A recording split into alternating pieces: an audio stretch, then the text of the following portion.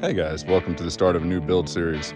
In this series of videos, we're going to be watching as we build this house behind me. It's an A-frame home in the mountains of Wyoming. This is an A-frame kit home. Well, just the framing package is the kit.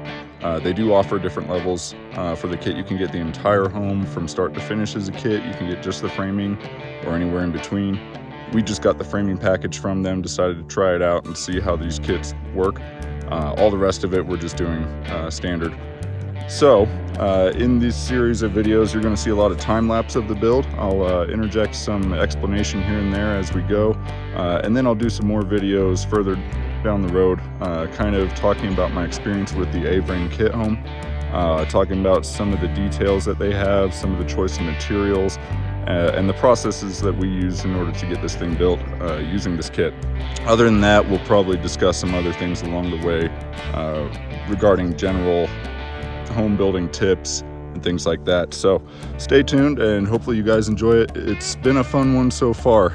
Well, it's not a typical standard build that I do, but these A-frames can be interesting. So I hope you all enjoy it, and I'll catch you on the next video. Enjoy.